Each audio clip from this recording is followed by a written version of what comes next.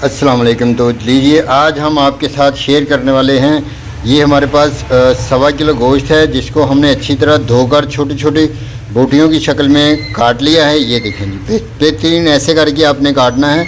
तो इसके लिए हमने यहाँ पर लिया है, ये प्याज है हमारे पास तकरीबन 1.5 पाव के करीब प्याज है, 2 अदद टमाटर हैं और 1 स्टांग के करीब लहसुन और अदरक का पेस्ट है। यहाँ पर हमने खड़े मसाले लिए हैं, ये काली मिर्चें हैं, आधा चम्मच है, थोड़े से टुकड़े दालचीनी के हैं, ये बड़ी इलायची हैं 3 अदद। इनको लाजमी गोश्त, मटन या चिकन जब जो भी बनाए शामिल करें।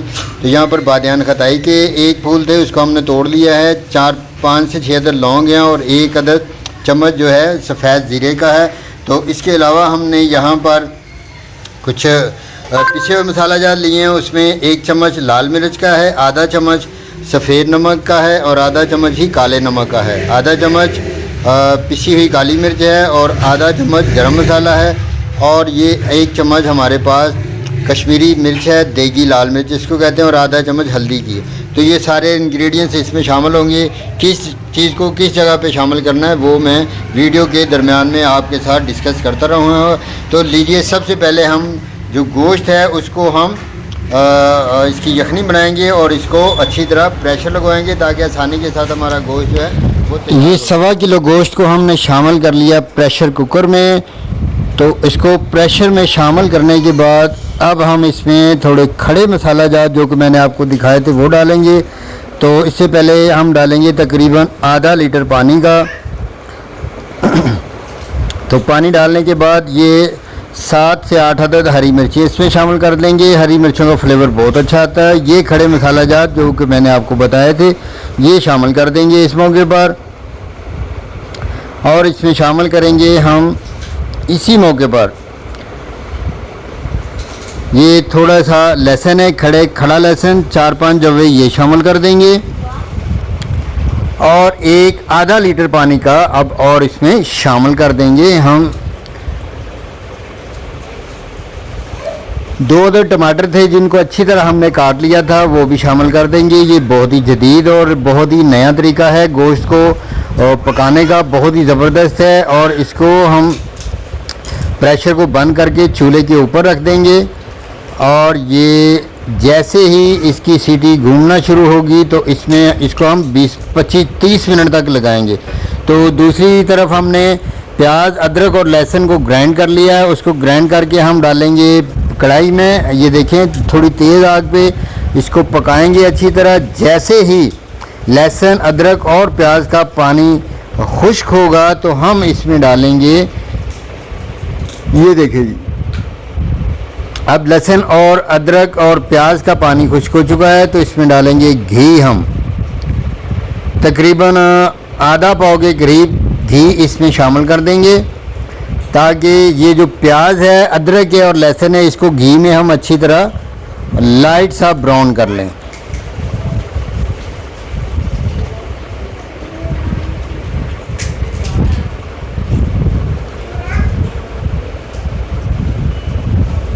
अच्छी तरह इस तरह हम इसको लाइट ब्राउन करेंगे। ये देखें जी, हमारा जो अदरक, लहसुन और प्याज का जो पेस्ट हमने बनाया था जिसको हमने ग्राइंड कर लिया था वो अब हल्का ब्राउन हो चुका है। तो इस मौके पर अब हम इसमें डालेंगे 1 पाव के करीब दही, और दही शामिल करने के बाद इसमें हम जो स्पाइसेस हैं हमारे पास, नमक, मिर्च, हल्दी, काली मिर्च, ज़ीरा, कश्मीरी मिर्च और ये हल्दी और काला नमक, सफ़ेद नमक और पिसी लाल मिर्च जो कि मैंने पहले ही आपको बता दिए, उसको शामिल कर देंगे और उसको इस वक्त तक भूनेंगे जब तक कि दही का रंग जो है वो ग्रेवी जैसा नहीं हो जाता और अपना रंग छोड़ नहीं देता। और ये देखें जी, बिल्कुल अब ये छोड़ चुका है, दानेदार मसाला हमारा बन चुका है।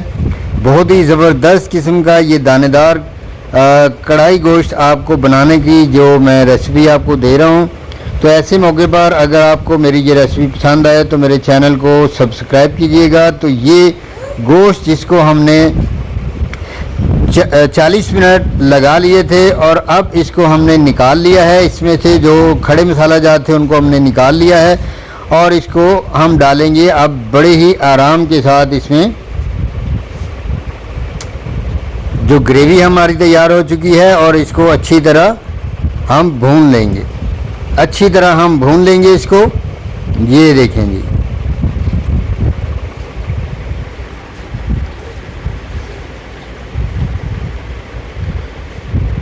तो ये देखिए ग्रेवी के ऊपर घी बिल्कुल पूरी तरह भुनकर ऊपर आ चुका है और हमारी कढ़ाई गोश्त, बीफ कढ़ाई गोश्त बिल्कुल तैयार हो चुकी है। लास्ट पे डालेंगे हम ढेर सारा धनिया इसमें, क्योंकि धनिए का फ्लेवर जो है इसमें बहुत ही शानदार और बहुत ही ज़बरदस्त होता है और खाने में एक मुनफरद सा सरूर पैदा करता है।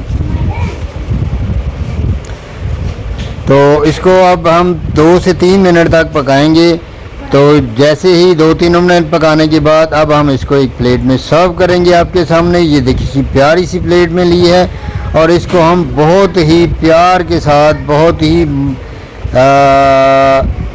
इसको इस प्लेट में निकाल लेंगे। तो हम आपके लिए ऐसी बहुत सी रेसिपीज़ लेकर आते रहते हैं और मुफ्त में आप जो रेसिपीज़ देखते हैं तो हमारी रेसिपीज़ को लाइक किया करें, हमारे चैनल को सब्सक्राइब करें और साथ में लगी हुई बेल आइकन की घंटी को ज़रूर दबा दें ताकि हमारी हर आने वाली वीडियो का नोटिफिकेशन आप तक पहुंचता रहे और आप ऐसे ही मज़ेदार किस्म की रेसिपीज़ देखें, बनाएं और अपने दोस्त अहबाब को भी शेयर करें ताकि वो भी ऐसी मज़ेदार किस्म की रेसिपीज़ बनाएं और बंदा नाचीज़ को अपनी दुआओं में याद करें।